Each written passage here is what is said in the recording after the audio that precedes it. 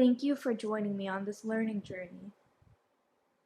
Today we're going to be talking about some more rules in Fab-A-Diffy. So welcome to part 4 of the Fab-A-Diffy rules series. We're going to be talking about some of the smaller rules, but also about challenges. And I want to get a little bit in depth about these challenges, and hopefully by the end of this video and also the next video, which is going to be about when the game ends and things like that. Hopefully by the end of this video and the next video, you'll have some good, solid knowledge about how to play the Fab-A-Diffy game and about the rules of the Fab-A-Diffy game.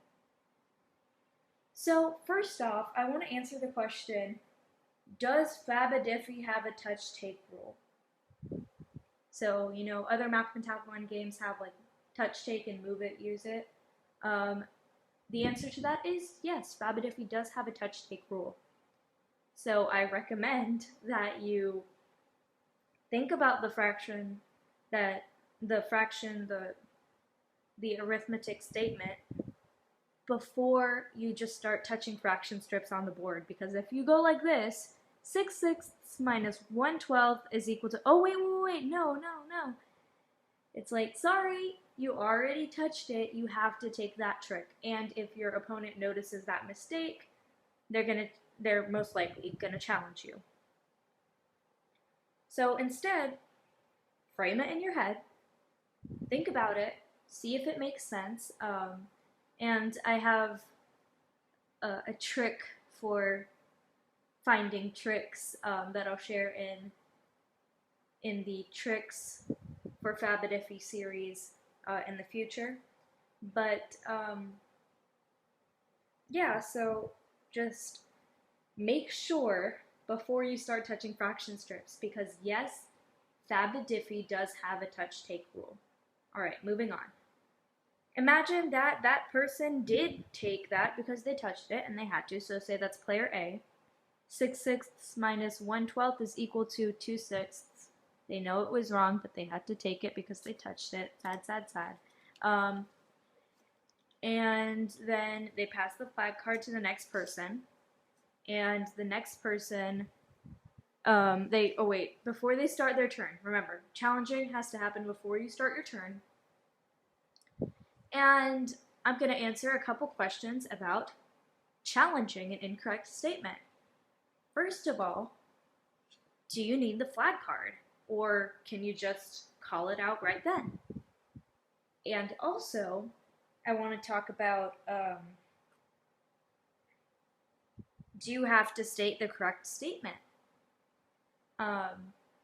when you're challenging an incorrect statement? So I'm going to answer those one by one. First of all, player B does not have to say the correct statement. They do not have to say the correct statement. But yes, they do need to have the flag card. So player B may be bursting with excitement and just ready to challenge that, but you gotta wait until you have the flag card. Otherwise, it's considered an inappropriate challenge, and that it doesn't result in a loss in turn. But you know, the game monitor has to mark that down. And then if you get 3 inappropriate or incorrect, you know, any combination of those, then you automatically lose the game. So be sure. The only exception I can think of to that rule, to the rule where you have to have the flag card, is if you're challenging a capture. So let's come to that next. So imagine that there's some, you know, combination of fraction strips here, and let's just say that player B says no trick for this and passes it on to the next player. Imagine that this person said capture. Now there is a possible capture here, but we're not going to go into that because we want to show what happens if she does, or if she or he does the incorrect challenge. So 2/3 minus 1/6 is equal to 1/3. Just say they take that Now, how does player B challenge that? How exactly do they challenge that? Now, player B would have to challenge that before player A begins their regular turn, because otherwise there's just too big of a gap between when the player made the mistake and when they got challenged for the mistake. And so that is the one exception where the player doesn't need the flag card. They don't need the flag card to challenge that move. And what happens if a challenge is correct? So if a challenge is correct, and the challenge is about a trick, about an incorrect trick, then the challenger earns the trick.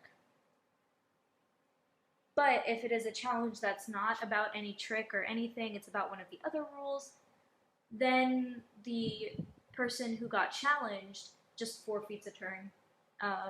That's just how it works. And then if there is an incorrect challenge, say the challenger just maybe jumped to conclusions too quickly when they saw that move and actually the other player was correct. So because of that incorrect challenge, they have to skip a turn. So be sure before you challenge. Next up, we're going to be going to a fairly simple rule, but it's one that needs to be followed. And I think the reason why they have this rule is for consistency. It's that you have to replenish the action rectangles or the center rectangles first before replenishing what's in the show box. Again, I think they just did that for consistency because they didn't want people to just pick them up and decide where to put them. So they wanted to make that consistent. Here there is a trick, so they would make that trick. Say 2/12 plus 10/12 is equal to 12/12. 12/12, they would have to touch and announce, and then take it. And now it is the next player's turn. Now let's say that the next player sees, okay, I have to replenish, or they have to replenish, but they forget to. Is this challengeable? No, it is not challengeable. So it is not challengeable. Don't challenge this. It's just up to the monitor and up to the student to ensure that that those cards get turned up on those action rectangles. Another thing that may not be an issue for you, but I know that sometimes you miss it, right? Maybe you're just you're not seeing it. Sometimes you miss it. Would you need to replenish in this scenario? No, you would not. There are already 3 fraction strips on the board.